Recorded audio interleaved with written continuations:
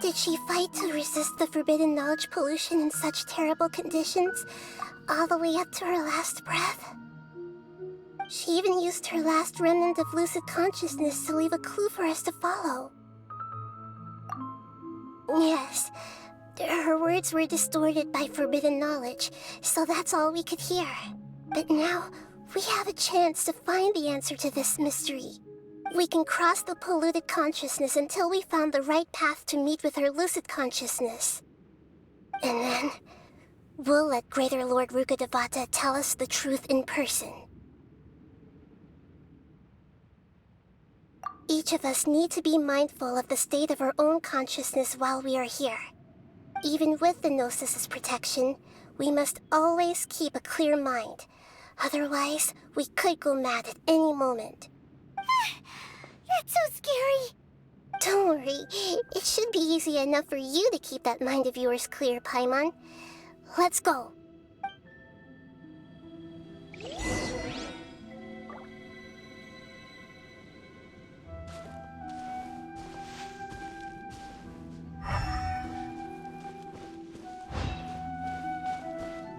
Are we in the air? And why is there a huge boat? That's the boat of consciousness, which symbolizes reason here. Its course is the direction our consciousness is traveling towards. If we lose control over our consciousness, we will fall into madness. So let's make sure the boat stays on course.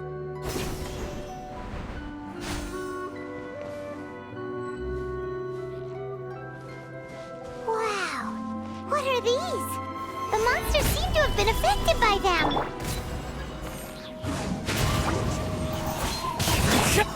Propagate!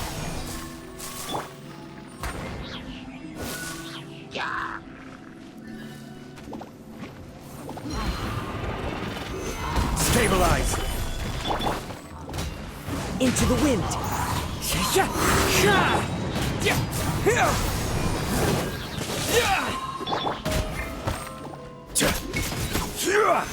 Solidify! The wind knows me.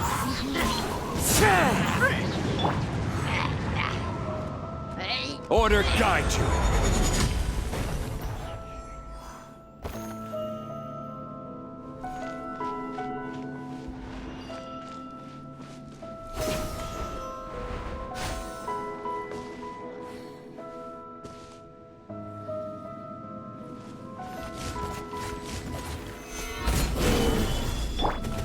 Spring forth!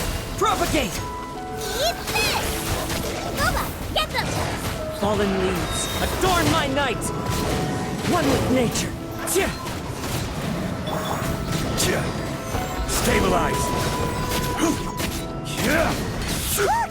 A four-leaf sigil has appeared in the sky!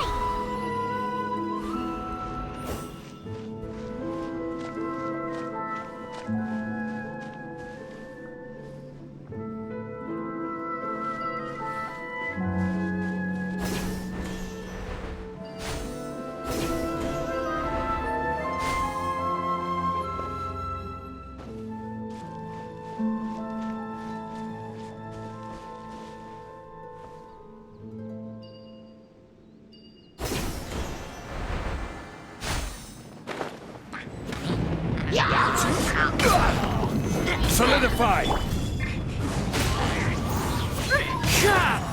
Nice and spicy!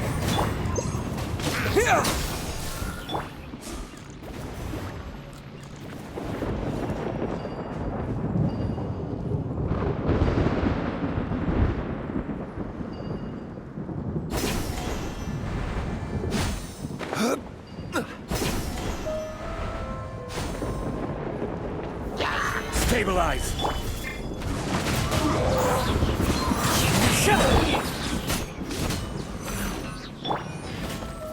Scatter!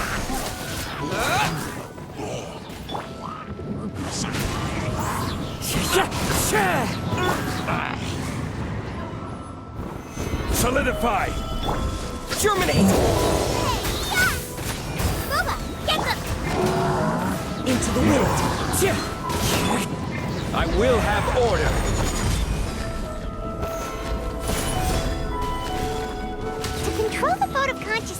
need to find the helm first.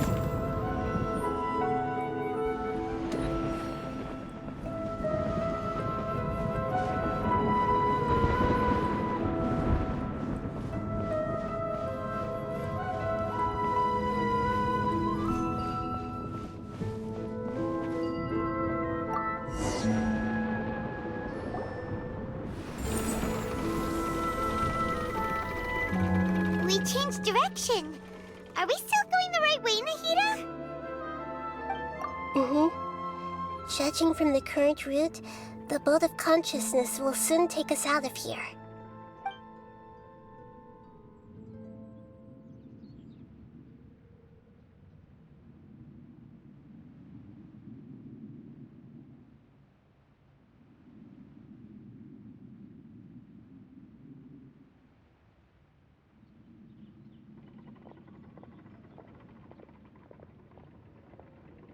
We'll be arriving at our destination soon. How are you feeling? Are your minds still intact? Huh? But everything's been completely normal for Paimon. Hopefully there won't be any more interruptions. This time, we should be able to meet Greater Lord Rukkhadevata. Are you saying you've never met Greater Lord Rukkhadevata before? No, it seems that my birth and her death took place at the same time. Otherwise, I think she would have given me a little more guidance, and I could have done a better job. Hey, you've done a great job, Nahida. Let's get out of this creepy place and go meet her.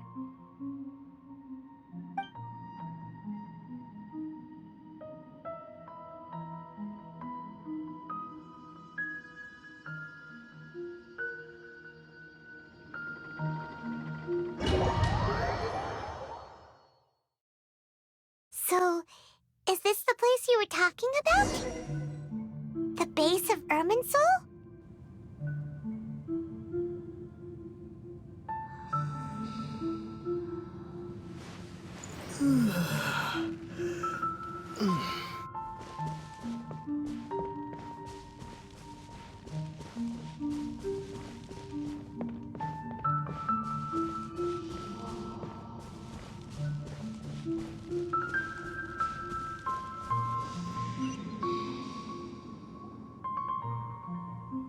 Well, this is the place.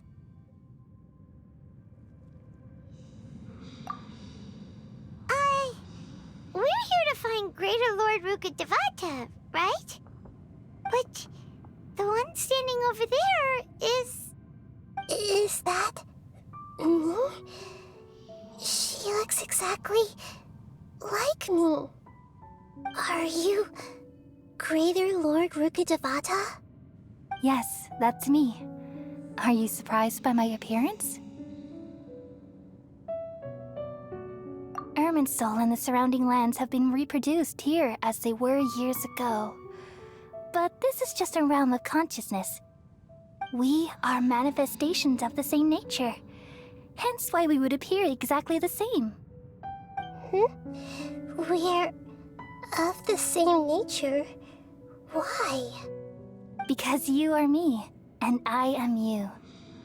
You are me in the new samsara. The new samsara?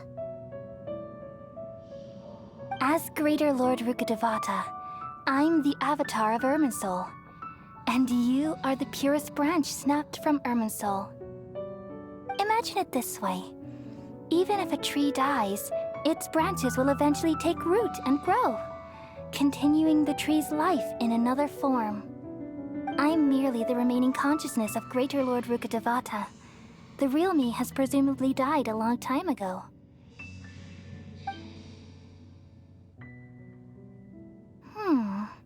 Judging from your appearance, I've probably been dead for 500 years. But you're finally here. My new self in the samsara. If this is true, then am I going to be a great Archon like you someday? Though we share the same nature, our fates are bound to be different. All things have their own fate. When a branch grows into a mature tree, it won't be the same as the original tree. That's why fate is the ultimate knowledge, isn't it? That's a great insight. Yes, very good. It's also precisely why you won't become like me. Really? But perhaps you may become an even greater Archon than I.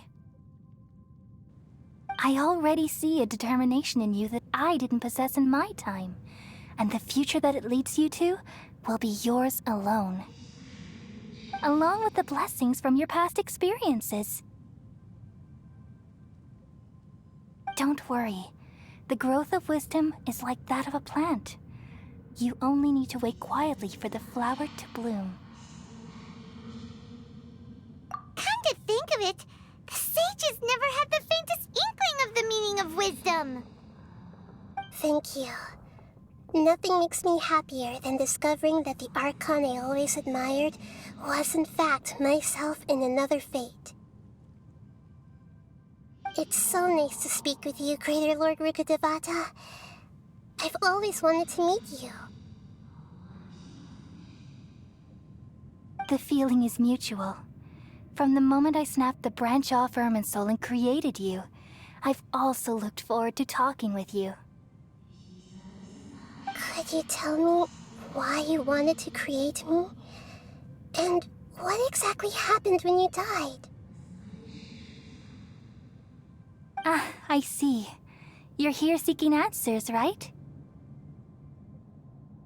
Everything that day, even the sky itself, changed into a color like this.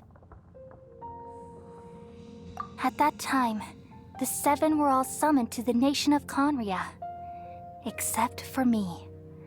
I had a more important task to attend to. I had to protect Irminsul.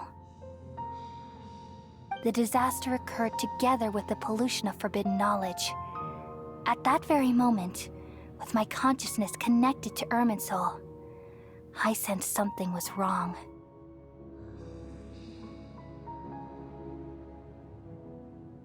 The pain started to torment my mind. By the time I reached Irminsul, it was already displaying signs of corruption. Had I not repelled the pollution of forbidden knowledge with King Deshret thousands of years ago, I might have felt even more hopeless and lost. So what exactly is forbidden knowledge? It's a kind of knowledge that doesn't belong to this world, and a form of truth that can't be understood. It came from the very bottom of the abyss. Even I could never understand it. The world is constantly rejecting it, leading to all kinds of bad phenomena. If we allow forbidden knowledge to pollute Irminsul, I'm afraid the entirety of Teyvat could fall apart.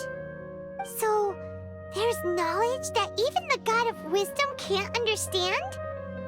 At that time, I knew I couldn't repel the forbidden knowledge with my strength alone. Which is why I created a device that compiled human wisdom and named it the Akasha. It's truly the world's most amazing invention. Thank you. For a long time, I thought dreams were the fruit of human wisdom. Though it was selfish to do so, I borrowed people's dreams using the Akasha. Then I compiled their wisdom and all of my own power. Well, did it work? Thanks to the wisdom of the people of Sumeru, almost all the forbidden knowledge was cleared from Irminsul. But things didn't go as smoothly as I thought.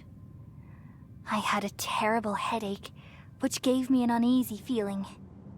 And then, I remembered that my consciousness was also connected with Irminsul. It brought me knowledge and wisdom, but vile corruption as well. From the very beginning, my existence had been polluted by the forbidden knowledge. Oh no. How could that happen? I've experienced that pain in your consciousness. It must have been a horrible experience. Yes, but my feelings weren't important. The important thing was that even if I died, my existence and everything related to me would continue to exist in Irminsul as memories and knowledge, meaning that the forbidden knowledge couldn't ever be permanently eradicated. And there's no way for me to eliminate myself. It would be a sort of paradox. So, I took the purest branch of Irminsul as my incarnation in the next samsara, and left a trail of clues, all in hopes that you would come here and remove me and my pollution from Irminsul forever. Wait, no, I can't. So you realize what that implies? You are very smart indeed. Irminsul has all the knowledge and memories of this world. And as you've realized just now, removing me from Irminsul means I essentially will never have existed in this world. But this is the only way to save Irminsul. People love you so much, and they've missed you so much over the past 500 years. I am exactly the same. So how can we just forget you like this? Is there really no other way? There must be something else I can do. You're the god of wisdom, Buer. You should know that there is no other way. But this is so cruel. I don't want to forget you. No need to feel so sad, Buer.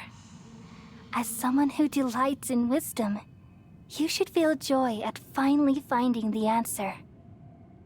These are the words in their entirety. The answer you've been seeking all along. Let the world completely forget me.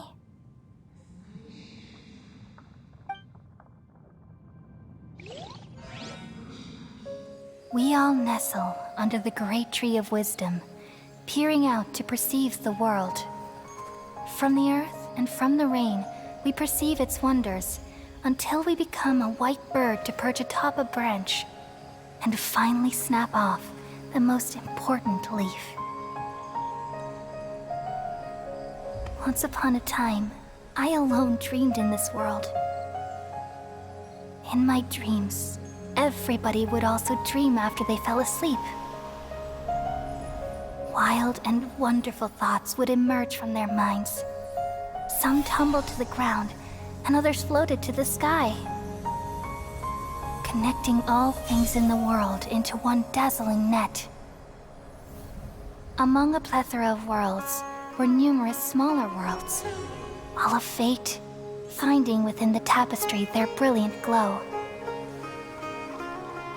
I gradually understood that these indescribable and constantly changing things are the most profound things in the world. Only they can completely repel the madness. Only dreams can awaken consciousness from the deepest darkness.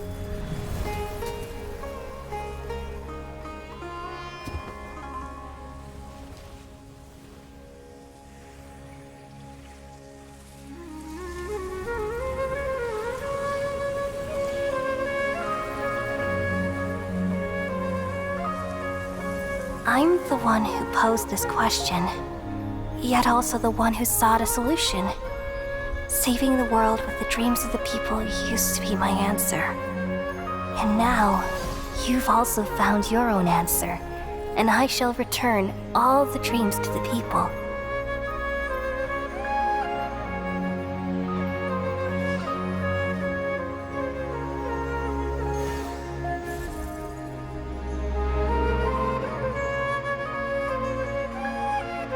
Goodbye, people of Sumeru.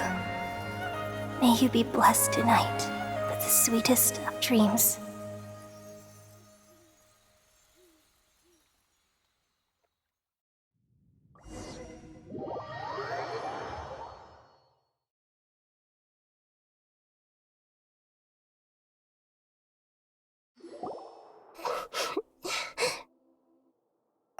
I'm alright. I'm just a little confused. We've just saved the world, right? So why am I crying? I don't know where this feeling inside of me is coming from, but I feel very sad. Just now, we used the power of two Gnosis to successfully connect with the Irminsul consciousness from 500 years ago. Then, we removed the remaining pollution from Irminsul.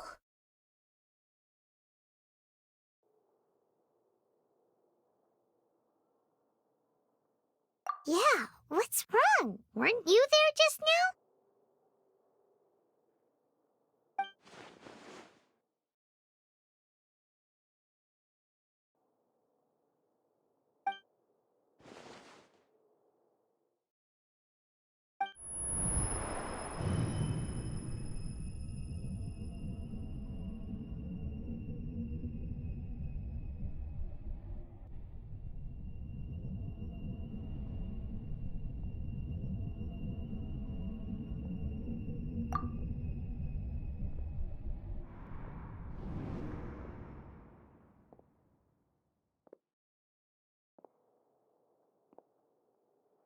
Huh?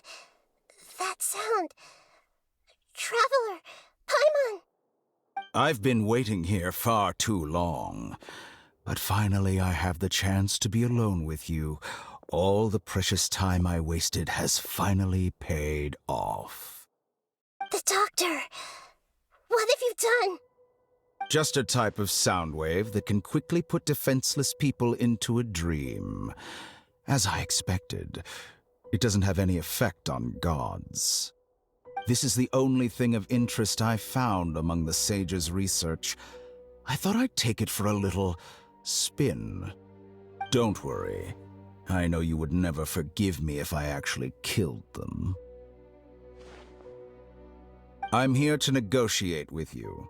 Naturally, I won't do anything dangerous that could potentially damage our relationship. Negotiate with me? I heard you had already left Sumeru. Why are you here again now? I left Sumeru, but I also stayed in Sumeru. Even the God of Wisdom is restricted by the habits of cognition. How disappointing.